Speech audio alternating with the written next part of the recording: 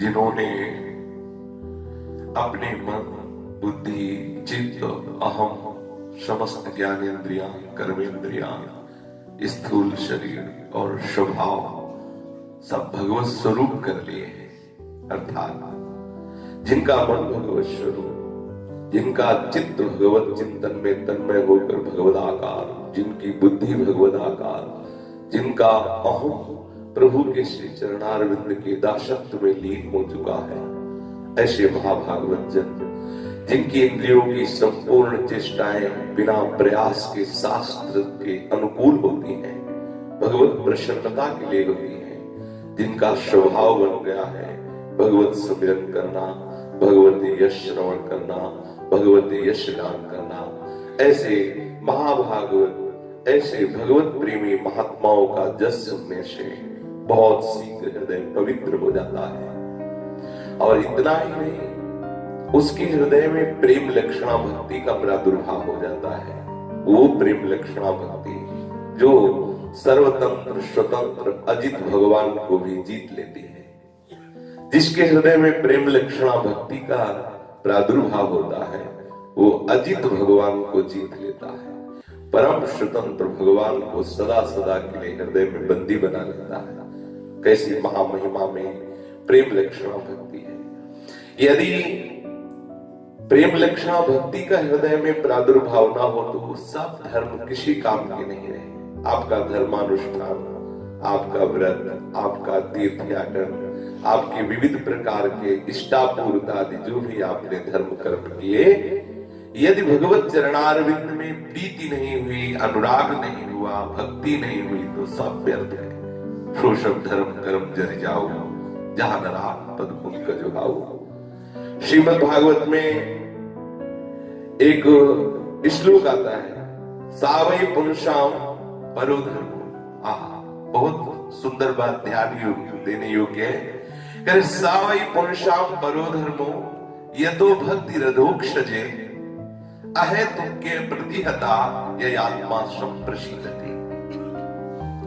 वही परम धर्म है जिससे प्रभु के श्री चरणारविंद की अहेतु की भक्ति हो जाए, हेतु रहित प्रेम प्रभु के चरणारविंद में हो जाए। अबाध प्रेम, अखंड प्रेम, अखंड स्मृति, ये परम धर्म। अगर आप धर्म कर्म तीर्थ याटन और विविध प्रकार की साधना कर रहे हैं और प्रभु के चरणों में भक्ति नहीं तो सब व्यर्थ हो गया। सर्वश्रेष्ठ आपका वही धर्म माना जाएगा जिससे प्रभु के श्री चरणारविंद में प्रेम हो जाए, रति हो जाए, भक्ति हो जाए। और भक्ति भी ऐसी जिसमें हेतु की कोई हेतु ना हो, कोई कामना ना हो, अखंड अबाध भक्ति, नित्य निरंतर भगवत स्मरण में तन्मय है। पूछा जाए उससे कि आप क्यों भगवत स्मरण कर रहे हो तो उसके पास कोई उत्तर नहीं है। ये क्योंकि कोई चाह ही नहीं है, केवल भगवत स्मरण उसका स्वभाव बन गया है। भगवत स्मरण के बिना जी नहीं सकता। तद स्मरणे परम व्याकुलते। अगर कहीं आभास भी हो जाए कि मैं प्रभु का नाम भूल गया क्या, तो उसे ऐसा दुख होता है, ऐसे हृदय में कष्ट की अनुभूति होती है जैसे मछली को पानी से निकालो तो तड़पने लगती है। तद स्मरणे परम व्याकुलते। अबाध भक्ति, ऐसी भक्ति से क्या होता है? बोले हृदय आनंद स्वरूप से, परमात्मानंद से, भगवदानंद से भर जाता है। और जिसका हृदय का एक एक कोना आनंद से भर जाता है उसे तत्वबोध हो जाता है। उसे ही अनुभव होता है अब कृत्य भयो में, उसके हृदय में ही कृत्यता संप्रशीदति। ऐसा आनंद, ऐसी कृत्यता का अनुभव होता है कि हृदय से निकल पड़ता है कि पायो परम विश्राम, अब विश्राम मिल गया। ये कहां से हुआ? प्रेम लक्षणा भक्ति से। प्रेम लक्षणा भक्ति कहां से होती है? प्रेमी महाभागवतों के संग से।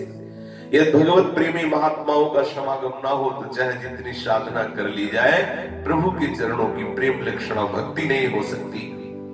वासुदेवे भगवती भक्ति योगः प्रयोजितः जनयत्यासु वैराग्यं ज्ञानं च यदहेतुकम्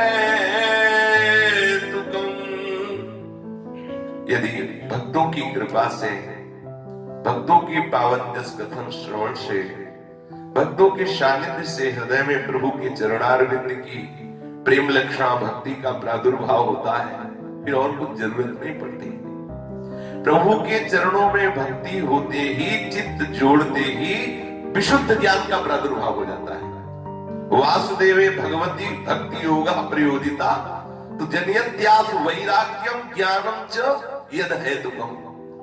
जो ही प्रभु के श्री चरणारविंद की प्रेम लक्षणा भक्ति का हृदय में प्रादुर्भाव होता है, प्रयोजिता संयोग होता है, तो वैराग्यम, बिना किसी प्रयास के आपको समस्त संसार के भोगों से वैराग्य हो जाएगा। ये भक्ति का प्रभाव। और वो वैराग्य तभी सफल माना जाता है जब प्रिया प्रीतम के चरणों से अनुराग हो जाए। भक्ति बिना प्रयास के आपको ऐसा वैरागी बना देगी कि समस्त भोगों की उपस्थिति में भी ये भोग भोगे जाते हैं, ऐसी भावना ही नहीं रह जाएगी। बड़े बड़े त्यागी लोग वस्तुओं का, भोगों का त्याग करके डरते रहते हैं कि कहीं मैं भ्रष्ट ना हो जाऊं। लेकिन भक्ति महारानी जिसके हृदय में प्रकट हो जाती है, उसके हृदय से ये भावना ही चली जाती है कि ये वस्तु भोग्य वस्तु है। जब वो भावना ही नहीं तो निर्भय हो गया। बड़े बड़े त्यागी लोग ये भोग्य वस्तु है, ये भावना रहते हुए उसका त्याग करके भी भयभीत रहते हैं। ये भक्ति का अद्भुत चमत्कार कि त्रिभुवन के सारे भोग सामने रहते हुए भी वो भोगने वाली वस्तु है, ऐसा भाव ही नहीं रह जाता भक्त के हृदय में। अगर कहीं किंचन मात्र ये स्थिति अभी नहीं आई है तो ये दूसरी स्थिति रहती, ब्रह्मादिक के भोग सब भी सम लागता है। अगर ये भी स्थिति नहीं आई है तो घबराने की जरूरत नहीं है। आप नाम जप करते रहिए, भक्तों के चरित्र सुनते रहिए, भक्तों के चरणों का आश्रय लेकर उनकी बताई हुई युक्तियों से चलिए तो आपको ऐसी स्थिति प्राप्त हो ही जाएगी। विशुद्ध भगवान के चरणारविंद का अनुराग, संसार से तीव्र वैराग्य, शुद्ध आत्म स्वरूप का बोध, ये सहज में भक्ति महारानी की कृपा से हो जाता है। उसे अलग से वेदांत अध्ययन नहीं करना पड़ता। यदि प्रभु के श्री चरणों में आपकी भक्ति जो हृदय में विषयों के प्रति है, वो उसका परिवर्तन नहीं हुआ। सब कोई भक्त है, काय कहो हरि भक्ति भी, कोई ऐसा नहीं जो भक्त ना हो। कोई स्त्री का भक्त है, कोई पुत्र का भक्त है, कोई भोगों का भक्त है, कोई पद प्रतिष्ठा का भक्त, सब भक्ति कर रहे हैं। लेकिन उस भक्ति का प्रवाह वास्तविक तभी प्रशंसनीय है जब प्रभु के चरणों से हो जाए। यदि आप बड़े धर्मात्मा हैं, धर्म कर्म कर रहे हैं, बड़े तीर्थयाटन आदि व्रत नियम संयम कर रहे हैं, और प्रभु के चरणों में यदि भक्ति नहीं है तो सब बेकार ही बेकार है। बोले धर्म स्वनुष्ठिता विश्वक्सेन कथासु यः नोत्पादयेद्यदि रतिं श्रमयेव हि केवलम्, श्रमयेव हि केवलम्।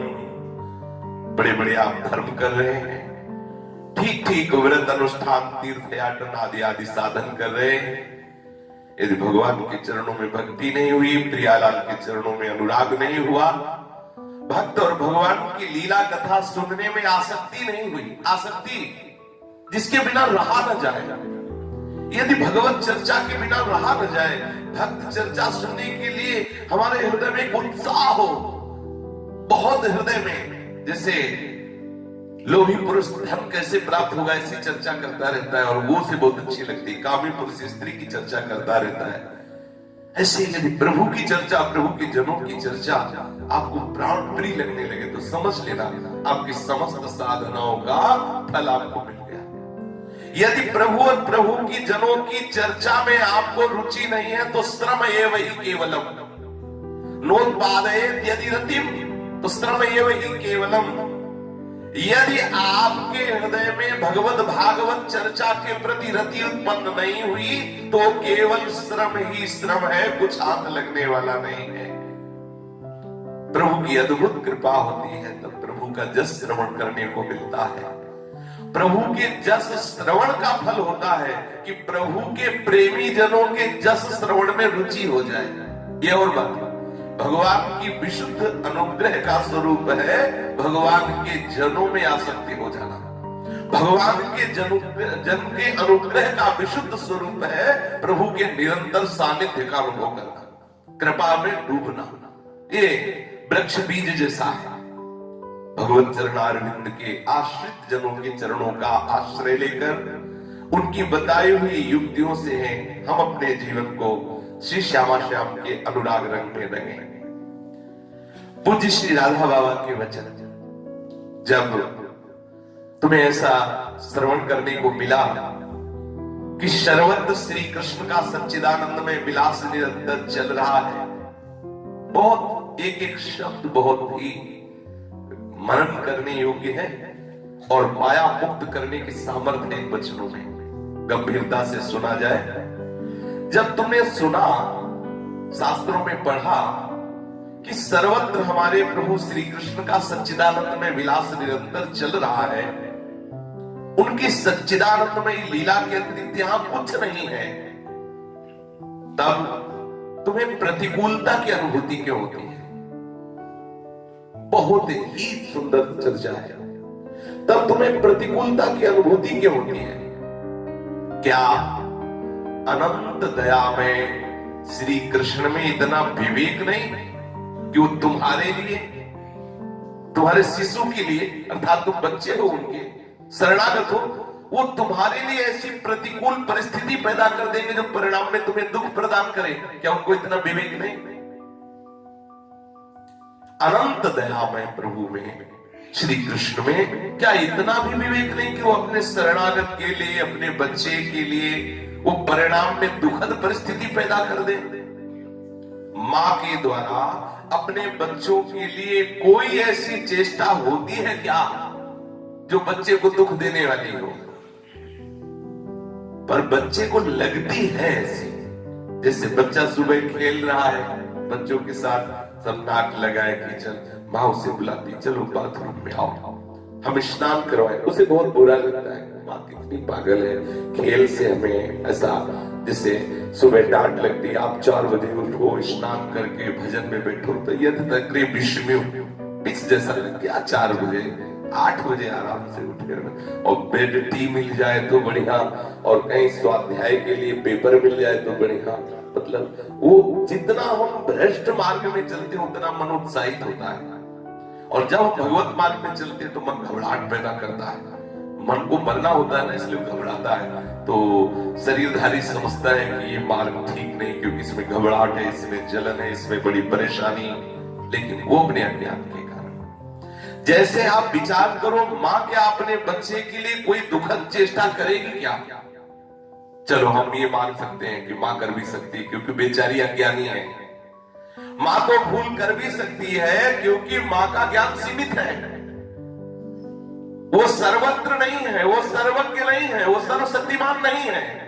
लेकिन हमारे प्रभु श्री कृष्ण सर्वज्ञ है, उनसे भूल हो ही नहीं सकती, वो तुम्हारे हृदय में ही बैठे हैं और सर्वशक्तिमान है, वो सर्वत्र है, और वो अहेतुकी सौहार्द में संपूर्ण विश्व के लिए निरंतर लहराने वाला प्रेम सागर लिए हुए। क्या उनके द्वारा तुम्हारा कोई अमंगल हो सकता है? क्या उनके द्वारा कोई भूल हो सकती है? क्या उनके द्वारा कोई ऐसी गलती हो सकती है जिससे तुम्हें दुख मिले, जिससे तुम्हारा अमंगल हो? ये हम जो सोच लेते हैं ना कि ये प्रतिकूलता है, भगवान कैसे है, ये प्रतिकूल परिस्थिति क्यों दी, और हम ये बात सोचकर दुखी हो जाते हैं, सचमुच सचमुच ये केवल हमारा अज्ञान है, केवल हमारा भ्रम है। वास्तव में कोई प्रतिकूल लगने वाली परिस्थिति सचमुच में हमारे लिए अनंत अपरिसीम सुख का द्वार खोलने के लिए हमारे प्रभु ने निर्माण किया है। इस परिस्थिति का ध्यान दीजिए। वास्तव में जो कोई प्रतिकूल परिस्थिति आपको लग रही है, तो आपके प्रभु ने अनंत अपरिसीम सुख का द्वार खोलने के लिए उस परिस्थिति को आपके सामने निर्मित किया है। उस परिस्थिति के जिसे आप प्रतिकूल समझ रहे हैं, उसके कण कण में ही आत्यंतिक अनुकूलता समाई हुई है। आस्तिकता के अभाव के कारण ही हम उसे अनुकूलता को देख नहीं पा रहे, हमें प्रतिकूल लगता है। मंगल भवन के द्वारा किए हुए विधान में हम अमंगलता का भाव रखते हैं। परिस्थिति सृष्ट न हुई है और न अनंत काल तक सृष्ट होगी। तुम थोड़ा विवेक धारण करके परिस्थिति को मंगलमय स्वीकार कर सकते हो, विश्वास करके आनंदित हो जाते हो। अगर आप ऐसा सोचे कि ये परिस्थिति बदल जाएगी तब हम आनंदित होंगे, तो कभी ऐसा नहीं होगा। आज जो परिस्थिति है, हो सकता है इससे भी बुरी परिस्थितियां और आ जाए जो आपको फंसाती चली जाए। आज जिस परिस्थिति में आप हैं उसी परिस्थिति में विश्वास करो, वो परिस्थिति आपके लिए भगवान ने कृपा करके भेजी है, बहुत आनंद के लिए भेजी है। आप इसी परिस्थिति का सदुपयोग करते हुए भजन करो। हम सोच कर देखें, हम भयभीत क्यों हो जाते हैं? हम क्यों भयभीत करते हैं? जब सब जगह मेरा प्रीतम अनंत शक्तिशाली है, अनंत शक्तिशाली मेरा प्रीतम सब जगह है, सब कुछ जानने वाला है, हमारे प्रति अनंत सौहार्द में नित्य निरंतर मेरे समीप है, फिर मैं क्यों किसी प्राणी से भयभीत हूं? क्यों किसी पदार्थ से भयभीत हूं? फिर क्यों किसी प्रतिकूल परिस्थिति से भयभीत हूं? खूब गहराई से सोचिए। भय एक झूठ मूठ अनादिकाल से कल्पित केवल मन की कल्पना है जो तुम्हें भयभीत करती है। हम मामूली से मामूली बात में भय करने लगते हैं। न जाने कितने प्रकार के हमें भय घेरे हुए हैं। क्यों नहीं हम प्रत्येक प्रतिकूल लगने वाली परिस्थिति में अपनी आंख अपने प्राण प्रीतम प्रभु की ओर कर लें, निरंतर सोचते रहें इस परिस्थिति के रूप में मेरे प्रभु आए हैं, मेरा मंगल विधान करने के लिए आए हैं। वो प्रभु मेरे समीप हैं। बोलो, मेरे प्रभु सर्वशक्तिमान हैं, मेरे प्रभु सब कुछ जानते हैं और मेरे प्रभु मेरे से अनंत अपरिसीम प्यार करते हैं। फिर भय को तुम प्रभु की पूजा के लिए प्रभु के चरणों में समर्पित करके निर्भय हो जाओ। क्यों भयभीत हो रहे हो? प्रभु तुम्हारे समीप है, प्रभु तुम्हारी बात जानते हैं, प्रभु तुम्हें बहुत प्यार करते हैं। फिर तुम भय क्यों कर रहे हो? इस भय को प्रभु के चरणों में समर्पित कर दो। हम सब स्थितियों में सोचने लग जाए कि जैसी हमारी प्रभु की इच्छा होगी वैसा ही होगा, प्रभु की इच्छा से सबका मंगल होगा। हमें उल्टा डर क्यों लगे? जैसी हमारी प्रभु की इच्छा होगी वही होगी, और जो प्रभु की इच्छा है उसे कोई टाल सकता नहीं। प्रभु आज्ञा अपेल श्रुति गाई, जो प्रभु की इच्छा होगी वो निश्चित वेद ऐसा कहते वही होगा, किसी की ताकत नहीं कि उसे बदल सके। प्रभु की इच्छा मंगल भवन है, मंगल विधान ही होगा, अमंगल हो नहीं सकता। थोड़ी देर के लिए अमंगल दिखाई दे सकता है लेकिन होगा बड़ा मंगल। डरते क्यों हो? क्यों भयभीत रहते हो? प्रभु के शरणागत होकर सच मानिए, भय की संपूर्ण स्थितियां बदलने लगेगी। हमारा मन सच्चिदानंद में आनंद से भरने लगेगा यदि हम इस बात को समझ जाएंगे। थोड़ी थोड़ी बात में क्रोध करने लगते हैं आप जीते इस क्रोध को। मनुष्य जीवन क्रोध करने के लिए नहीं, क्रोध पर विजय पाने के लिए मिला है। हमारा रोष निकलेगा बच्चों पर, नौकरों पर, या हमें जिनको पता है कि ये हमारी हानि नहीं कर सकते उन पे। अगर पता है कि मैं गुस्सा होकर बोलूं सीधे थप्पड़ गाल पे आएगा, फिर गुस्सा ले आएगा, फिर थोड़ा बच के बोलेगा, भागेगा कि कहीं पिटला। और जहां है कि कोई हमारा बिगाड़ेगा नहीं, फिर क्रोध और उफान में आ जाता है। जिनके निमित्त से क्रोध निकलता है, हम सोचते हैं कि हम क्रोध के द्वारा किसी की बुराई को निकाल देंगे, लेकिन आप सच्ची समझिए, जब आप किसी पर क्रोध करते हैं तो वो बुराई तो निकल नहीं सकती जिसके लिए क्रोध कर रहे हैं, और वो बुराई उसके अंतस चेतना में और गहरी जाके बैठ जाती है। अपना भी नुकसान क्रोध से और दूसरों की भी नुकसान क्रोध से। क्रोध से कभी किसी का सुधार नहीं होता। सोचो, क्या आपने पूरे जगत का मंगल का ठेका ले रखा है? सोचो, क्या आपके क्रोध करने से जगत का मंगल हो जाएगा? सोचो, क्या आपके क्रोध करने से किसी की बुराई छूट जाएगी? ये भ्रम कि मैं डांट फटकार नहीं करूंगा तो सुधार नहीं होगा, ये भ्रम, केवल भ्रम। इस भ्रम से निकलिए। आपके प्यार में इतनी बड़ी ताकत है कि आप सबका मंगल कर सकते हैं। ध्यान दीजिए, क्रोध में इतनी ताकत नहीं कि आप विश्व का मंगल कर सके। आज तक क्रोध से किसी ने विश्व का मंगल नहीं किया, विनाश किया है। कहीं सुधार क्रोध से नहीं हुआ है, कहीं किसी की बुराई क्रोध से नहीं मिटी है। भ्रम है कि हम डांट डपट कर, क्रोध करके दूसरे को निर्दोष कर सकते हैं, कभी नहीं। प्यार भरे शासन से सबका सुधार हो जाता है। तुम्हारे में क्रोध की गंध ना हो, प्यार ही प्यार हो, जिसको चाहोगे उसको परिवर्तित कर लोगे। हम जान नहीं पाते उन अवसरों पर जब हम क्रोध करते हैं तो सामने वाले के सुधार होने की जगह हमारी ही नींव गड़बड़ा जाती है, विश्वास की, हमारी ही नींव भागवतिकता की, आस्तिकता की गड़बड़ा जाती है। हम समझते हैं सामने वाले का हम सुधार कर रहे हैं क्रोध करके। इस क्रोध रूपी दोष से पूर्ण रूप से जितनी जल्दी हो सके निकलो निकलो। ये बड़ा भयंकर शाप है, इससे बचो, नहीं तो आपके उपासना का जो प्रसाद है उसकी नींव भी ढहा देगा ये क्रोध। अर्थात आप परमार्थ के पथिक नहीं रह जाएंगे। क्रोध की गंध भी इस उपासना में नहीं, भगवत प्रेम उपासना में क्रोध की गंध भी नहीं। क्रोध की गंध होगी तो इस महल में दीवार डाल देगी। सावधानी पूर्वक एक व्रत लो कि हमें कभी किसी पर गुस्सा नहीं करना। नियम ये है, हम कभी क्रोध नहीं करेंगे। बहुत पढ़े लिखे होने के कारण आजकल लोग संतों की बात पर विश्वास नहीं करते, क्यों में लगाते रहते हैं। बात तो तभी बनेगी जब तक आपके हृदय में श्रद्धा विश्वास न होगा, तो बात नहीं बनेगी। बात बनेगी श्रद्धा विश्वास से। भवानी शंकरो वंदे श्रद्धा विश्वास रूपिणो याभ्याम बिना न पश्यन्ति सिद्धा स्वांता। देखो सब जगह भगवान है। हम एक माटी की मूर्ति में श्रद्धा कर सकते हैं, हम एक धातु की मूर्ति में श्रद्धा कर सकते हैं, तो इन चैतन्य मूर्तियों में भगवान है। अगर यहाँ श्रद्धा कर ले तो देर न लगे, जीवन मुक्त हो जाए। पर यही तो माया का भ्रम है कि हम एक धातु में तो श्रद्धा कर सकते हैं, लेकिन चैतन्य चलते फिरते आत्मदेव में हम श्रद्धा नहीं कर पाते हैं। अगर आत्मदेव में श्रद्धा हो जाए तो जीवन मुक्त, विदेह मुक्त, परमानंद स्वरूप स्वयं हो जाए, पक्का समझ लो। कल का प्रसंग याद होगा, पूज्य श्री राधा बाबा के वचन कि यदि आपने समस्त शरीरों में विराजमान आत्मदेव भगवान का सम्मान नहीं किया तो आपके घर में रखा हुआ चित्र किसी चित्रकार की कल्पना है, और आप उस कल्पना की पूजा कर रहे हैं भगवान के लिए। ऐसा उन्होंने कहा, मैं इसका निषेध नहीं कर रहा, लेकिन यदि आप बाहर राग द्वेष कर रहे हैं, बाहर भगवत भावना नहीं कर रहे, तो वो कच्ची उपासना, सच्ची उपासना नहीं। सच्ची उपासना है इन सब मंदिरों में मेरा ही प्रीतम विराज। कोई भी संप्रदाय का कहीं भी हो, सबको यही अनुभूति होती है। आचार्य चरण कह रहे हैं, जो क्रूर है, दुष्ट है, पापी है, वो भी साक्षात राधा वल्लभ लाल ही है, ऐसी मेरी दृढ़मति है। बहुत पढ़ लिख गए तो श्रद्धा और विश्वास नहीं रहा, तर्क शुरू हो गया।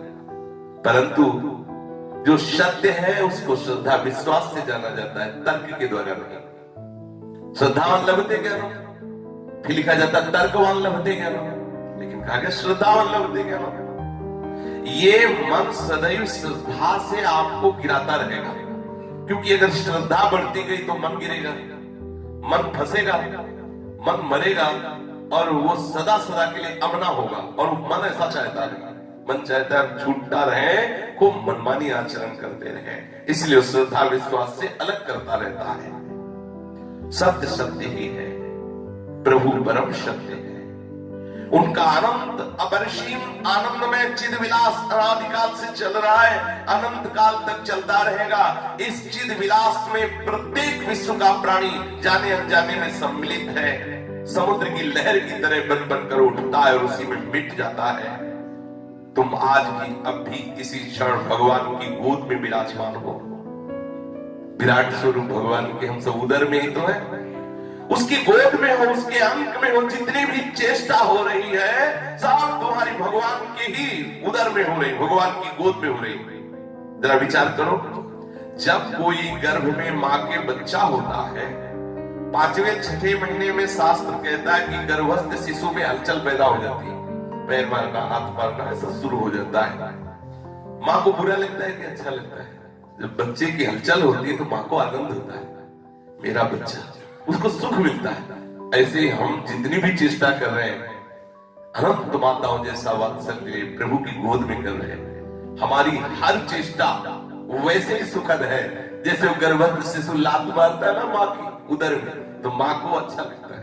बच्चे का हलचलन देख करके उसे हर्ष होता है, उसे आनंद होता है। उसका हिलना डुलना चाहे जैसे हो, माँ को आनंद का संचार करता है। बिल्कुल विश्वास कर लो, जैसी भी परिस्थिति में हो तुम गर्भस्थ शिशु की तरह हो, भगवान तुम्हें बहुत प्यार करते हैं। प्रत्येक प्राणी भगवान के गर्भ में वास कर रहा है। प्रभु के संकल्प से तुम्हारी सारी चेष्टाएं हैं। उस प्राणी के अनजाने में भी भगवान कितना उसे प्यार कर रहे हैं, कितना प्रेम प्रवाह में उसे बहा रहे हो, समझ नहीं पा रहा है। अनंत काल तक उनका प्यार प्रवाहित करता ही रहेगा। सोचो, जो भगवान को गाली देते हैं, जो शास्त्रों का विरोध करते हैं, उनको भी भूमि में रहने को मिल रहा है, उनको भी ऑक्सीजन मिल रहा है, जल मिल रहा है, भोजन मिल रहा है और भी सब सुविधाएं। देखो, भगवान जो सब सृष्टि में प्राणियों को देते हैं वो उनको भी देते हैं। जो घोर दुराचारी, साधु द्रोही, शास्त्र द्रोही, धर्म विरुद्ध आचरण करने वाले, उनको भी, उनके प्यार को देखो, उनके प्यार को देखो। कोई बहुत बड़ा शासक हो और जिसकी बहुत शक्तियां हो और उसका कोई विरोध, उसकी कोई गाली दे दे, कोई ऐसा अपमान कर दे तो उसकी शक्तियां उसे नष्ट कर देंगे। लेकिन आप विचार करके देखो, अंतर्यामी अनंत शक्तियां भगवान की है और हम उनको गाली देते हैं, हम उनका विरोध करते हैं, उनके नाना प्रकार के धर्म विरुद्ध आचरण करते हैं, लेकिन उनका दुलार, ये वायु उन्हीं की शक्ति है। ये वायु जो है ये दैवी शक्ति है, एक देवता है। वायु हमारी घ्राणेंद्रिय से आना जाना बंद कर दे, अभी मर जाओगे। अगर पेट में कुछ भी पचाता है तो जठराग्नि पचाती है। अग्नि एक देवता है और वो एक भगवान का सेवक है। वो तुम्हारी जठराग्नि में कैसा कोई भी ऐसी चेष्टा बताओ जो भगवान की दैवी शक्तियों से अलग तुम्हारे में हो रही और तुम भगवान का विरोध करते हो। शास्त्र का कहाँ है भगवान, कौन भगवान? लेकिन वैसे ही प्यार, जरा उनके प्यार को देखिए। उनकी ऐसी ऐसी शक्तियां तुम्हें एक सेकंड में मिट्टी में मिला देंगी। ऐसी ऐसी शक्तियां हैं और उन्हीं से तुम हो। ये नेत्र तभी देख सकते हैं, इस नेत्रेंद्रिय में पावर तभी होगा जब भगवान की शक्ति से दिखवाएंगे। अगर नेत्रेंद्रिय के अधिष्ठात्र देवता अपनी सामर्थ्य समेट ले तो नेत्रेंद्रिय होते हुए भी दिखाई नहीं देगा, श्रवणेंद्रिय होते हुए भी सुनाई नहीं देगा, वाकेंद्रिय होते हुए भी बोल नहीं पाएगा। देखो उनकी कृपा को देखो, उनका कितना कृपा का प्रवाह आपके ऊपर है। जिस क्षण किसी भी प्राणी ने एक बार, बहुत ध्यान देने योग्य, बहुत ध्यान देने योग्य, बहुत ध्यान देने योग्य बात है, मतलब इस बात पर ध्यान दीजिए। जिस क्षण किसी भी प्राणी ने एक बार भी किसी भी निमित्त से झूठ मूठ ये कह दिया, हे श्री कृष्ण मैं आपका हूं, उसी क्षण से सचमुच सचमुच अनादि अनंतकालीन जीवन भूमिका की एक नई रूपरेखा निर्मित हो गई। झूठ मूठ कह दिया कि प्रभु मैं आपका हूं। किसी भी तरह से, किसी भी परिस्थिति से बचने के लिए उसने झूठ भी कह दिया, हे श्री कृष्ण मैं आपका हूं, आपके सिवा मुझे कोई नहीं बचा सकता। निश्चित समझो, अनादि अनंतकालीन जीवन भूमिका की एक नवीन रेखा का निर्माण हो गया। अब वहीं से उसका परम मंगल विधान प्रारंभ हो जाएगा, यदि उसने श्रद्धा से नहीं, विश्वास से नहीं, झूठ मूठ कह दिया है कि हे श्री कृष्ण मैं आपका हूं। आगे चलकर वो अवश्य अवश्य उस प्राणी की भांति भगवान के चिद विलास के रहस्य का ज्ञाता बन जाएगा, अर्थात पूर्ण ज्ञानी हो जाएगा। भगवान के हृदय में जो जितना भी सच्चिदानंद ज्ञान हो सब उसके हृदय में आ जाएगा। जो भगवान के अंग में नित्य विराजित रहकर भगवान के विलास का नित्य निरंतर अनुभव करता हुआ परमानंद में निमग्न रहता है, ऐसे ही महापुरुष की स्थिति एक न एक दिन उसको प्राप्त हो जाएगी, जिसने झूठ भी बोल दिया कि हे श्री कृष्ण मैं आपका हूं।